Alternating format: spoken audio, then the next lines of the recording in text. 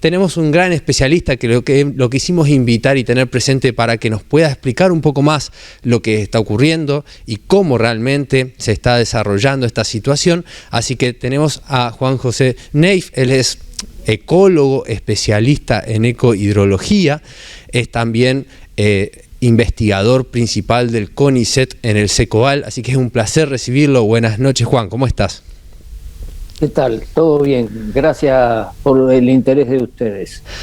Por favor, es un placer recibirte con todo lo que nos podés traer y compartir a las personas para que todos empecemos a ser cada vez más conscientes de la situación que estamos viviendo, de lo que eso implica y de lo que podemos empezar a hacer cada uno de nosotros para ayudar o potenciar en cierta forma la disminución de los impactos negativos de esta situación. Primero que todo, que nos empieces a contar cómo nuestro río Paraná, cuáles son sus márgenes normales y cómo es la situación hoy de nuestro río. Bueno, el río Paraná, como todos los grandes ríos, es un río pulsátil que tiene periodos de máxima y de mínima cada año por normal, pero estos ciclos, las crecientes se dan en verano y las bajantes se suelen dar en invierno, pero estos ciclos se incluyen en periodos más largos, ¿no es cierto?, en periodos de generalmente de 10 años, de 11 años, en los cuales el río pasa por situaciones de crecientes mayores, que son las ocasionadas por el fenómeno del Niño, generalmente están relacionadas con el Niño, y bajantes como esta que estamos pasando, que tienen que ver con el fenómeno de la Niña, y también suele haber situaciones extraordinarias como estas, en las que las bajantes duran bastante más tiempo de lo normal y que tienen que ver con las escasas lluvias que hay en toda la cuenca. ¿Por qué se dice que es una bajante extraordinaria? Porque las bajantes que se daban durante el siglo pasado, que ocurrían cada 2 o 3 años, ahora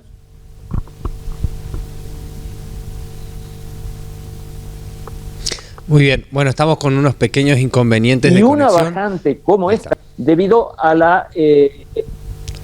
Perdón, Juan, ahora sí te escuchamos nuevamente, se nos había entrecortado un poquito la llamada. Eso, es una bajante extraordinaria porque ya llevamos 736 días en aguas bajas. Solamente hubo un periodo de menos de un mes en el cual superó los 3 metros y medio. De manera que eso pone en crisis a todo el sistema, especialmente a la parte humana, ¿no es cierto? Los ecosistemas están adaptados a estos ciclos de bajantes extraordinarias, porque la mayor parte de las plantas y de los animales hace millones de años que están sobre la faz de la Tierra. Entonces se han ido ajustando a esa variabilidad que tiene el río. No así el hombre, ¿verdad? Entonces tenemos problemas para sacar los granos, sacar la producción de minerales, porque la navegabilidad tiene problemas serios.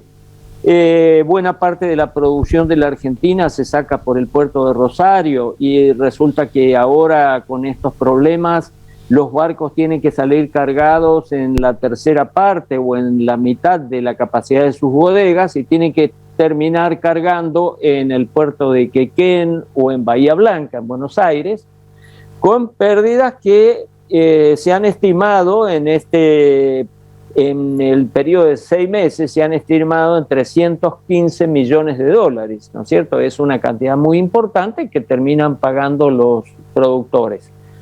Pero además hay otros problemas, como el problema de provisión de agua potable, ¿no es cierto? Muchas ciudades han tenido que hacer modificaciones en sus tomas, montándolas sobre pontones, extendiendo acueductos, y es por eso que ha surgido el decreto del Poder Nacional acordando 1.000 millones de pesos para distribuir en las provincias que tienen estos problemas. Ahora, hay otros problemas que son vinculados con el comportamiento de los seres humanos, y ahí voy a lo que vos planteabas al comienzo, ¿no es cierto? ¿Qué podemos hacer? Uno de esos comportamientos es que no se debiera pescar en esta oportunidad, porque el recurso pesquero está en crisis total, en parte porque muchos peces murieron al comienzo de la bajante, al quedar en el barro, al no poder llegar, a no poder salir de lagunas que se estaban secando o de cursos de arroyos pequeños, ir al curso principal. Y otro punto de la crisis para estos animales es que ellos necesitan migrar para reproducirse, y que las migraciones están ajustadas, una especie de reloj biológico, están ajustadas a los periodos decrecientes del río. Entonces, cuando el río comienza a crecer, generalmente en el verano, ellos hacen migraciones de 1000 o 1500 kilómetros aguas arriba, largan sus huevos, y el río mismo dispersa esos huevos en todas las lagunas y madrejones que vemos en la zona de Antequera, Barranqueras, y allí los huevos generan pececillos alevinos que encuentran su alimentación, encuentran refugio, hasta que son grandes, hasta que alcanzan los 30 centímetros más o menos, y salen al río Paraná. Cuando estamos en un periodo de bajante como este, los peces pueden llegar a migrar, pero cuando sueltan sus huevos, los huevos son comidos por los depredadores o se degradan en el curso del río, y no producen el repoblamiento, no producen lo que llamamos reclutamiento, que es la incorporación de nuevas cortes de peces al río Paraná. De tal manera que ya llevamos 3 periodos en los cuales no ha habido reproducción significativa, no ha habido reclutamiento, y eso hace de que la cantidad de peces sea mucho menor. Allí debiéramos prohibir la pesca, cosa que no ha ocurrido, y lo que es más grave, se sigue exportando peces. En julio de este año, la Secretaría de Agricultura, Ganadería y Pesca autorizó la exportación de 558 toneladas de peces fluviales, de sábalos, ¿no es cierto? Lo cual es, yo suelo decir que es como cuando vos tenés un enfermo con anemia, es decir, que le falta sangre, y vos lo obligás a donar sangre. O sea, en este momento se debiera prohibir totalmente la pesca, especialmente la pesca de exportación, porque ese tipo de pesca está favoreciendo a 15 frigoríficos que hay en la zona del Bajo Paraná, en Buenos Aires, y no así a los pescadores que están a la orilla del río, que son los que viven, que hacen la pesca de subsistencia, ¿no es cierto?, que son los pescadores artesanales que realmente necesitan para vivir, ¿no es cierto? Desde ya, Juan, la verdad que es importantísimo todo lo que nos ha compartido, principalmente haciendo hincapié en esto que bien explicabas, la capacidad que tienen la flora y la fauna de nuestro planeta a adaptarse a estos procesos que por millones de años han venido transitando, y que en realidad los que estamos en este proceso de adaptarnos y de comprender, como bien vos decías, cuáles son las acciones que podemos seguir aplicando, las que no, o las que tenemos que reinventarnos, somos nosotros, y este es el momento de empezar a comprenderlo y empezar a, como bien explicabas, por ejemplo, a comprender que hay acciones como la pesca que tiene que ver con una extracción en un momento que es fundamental que hagamos 100% lo opuesto, ¿no? Que empecemos a dejar que estas poblaciones de peces puedan recuperarse, sabiendo que está en una situación crítica también de adaptación, tal cual estamos nosotros también. Así que, claro, sí, te escucho. Claro, porque no se dan cuenta, ¿no es cierto?, de lo que viene después. O sea, buena parte de las ciudades que viven en la margen del río viven de los concursos de pesca. Entonces, dentro de 5 años o de 10 años no va a haber peces. Estamos matando los reproductores, lo que no tienen presente hoy, ¿no es cierto? Totalmente de acuerdo con vos. Otra cosa es el papel de concienciación que tienen ustedes en este programa y en programas similares respecto del uso del agua, porque no estamos acostumbrados a ahorrar agua. No quiere decir que haya que privarse de bañarse o de las cosas elementales, pero una persona puede arreglarse perfectamente bien con 7 litros de agua por día. Es lo que establece la OMS como cuota de supervivencia. Pero si usted usa agua para lavar la ropa, use esa agua para lavar la vereda, ¿no es cierto? Es decir, tratar de reusar el agua, tratar de economizar el agua en lo que se puede. En esas cosas tenemos que acostumbrarnos porque nunca hemos tenido situaciones como esta, ¿no es cierto? Tal cual, como bien decía, estamos acostumbrados a tener ese recurso más en abundancia y no hemos aprendido ciertos hábitos que nos pueden permitir realmente valorarlo y cuidarlo. También compartíamos hace muy poquitos programas tecnologías que permiten, por ejemplo, esa reducción, pequeños adaptaciones en las cañerías, digamos, que potencian el uso del agua, disminuyendo en realidad en sí su caudal, manteniendo el mismo afluente, ¿no? Entonces, empezar a saber que, primero empezando conociendo, valorando e informándonos, podemos empezar a cambiar estos hábitos que nos permitan vivir más en armonía con nuestro entorno. Así que, Juan, para ir cerrando, queremos que nos puedas expresar cómo ves vos lo que se viene, ¿no? ¿Cómo desde tus conocimientos ves los próximos meses o el próximo año de nuestro río? Sí, tenemos un panorama difícil porque el río va a seguir así hasta el verano. Ojalá que sea nada más que hasta el verano, ¿no es cierto?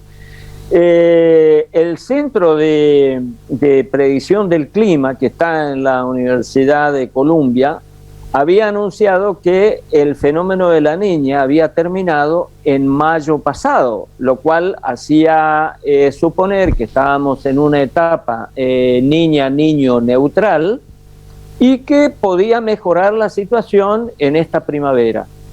Bueno, el 7 de julio pasado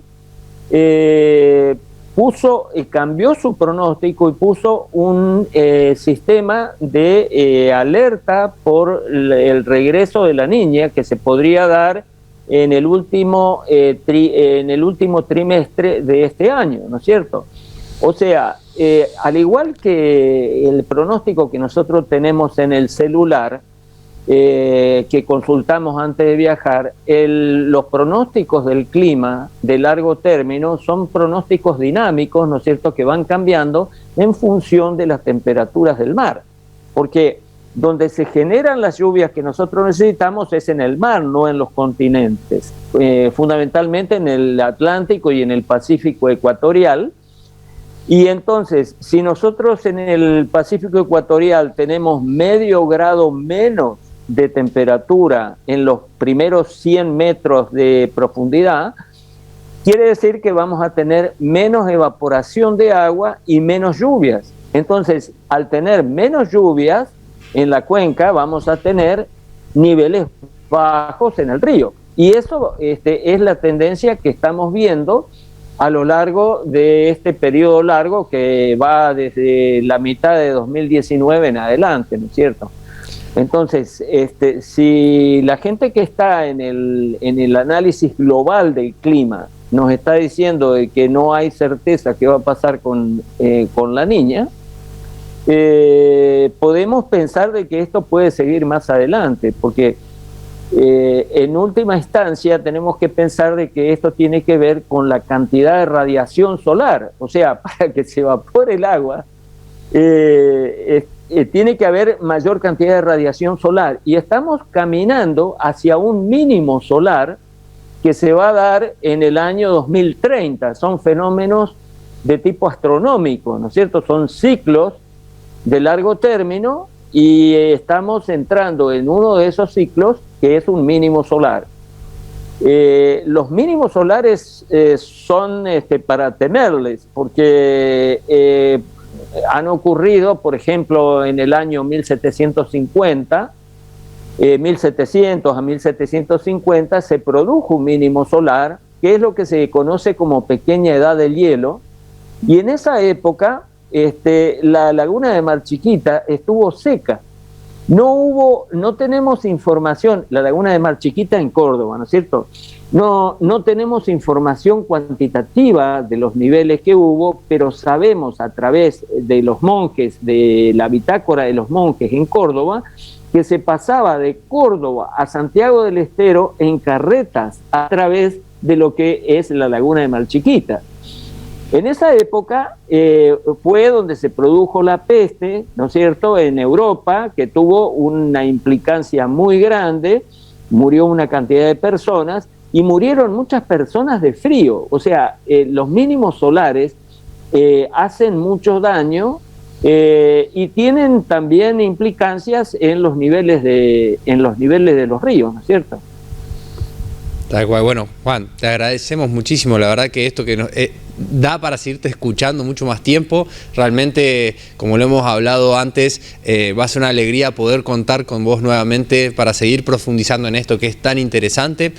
Agradecerte contar con vos y agradecerte también que nos puedas brindar esta mirada integral para que la gente tenga siempre presente cómo estamos conectados con todo, ¿no? Como vos explicabas que la bajante de nuestro río depende de lo que pase en el mar ecuatorial, y eso es fundamental porque desde esa conciencia de cómo todo está conectado es que empecemos a comprender cómo actuar como seres humanos y cómo lo que hacemos cada uno desde el lugar que ocupamos genera un cambio positivo o aportamos lo contrario. Así que, Juan, desde ya te agradecemos muchísimo tu presencia, ha sido un placer. Totalmente de acuerdo contigo y gracias por tu interés. Estamos en contacto, les agradezco mucho lo que hacen ustedes en concienciación social, que es una fase muy importante. Estas cosas no se manejan con leyes o con decretos, se manejan con cambios de actitud de la gente. Muchas gracias. A vos, Juan, por favor, buenas noches.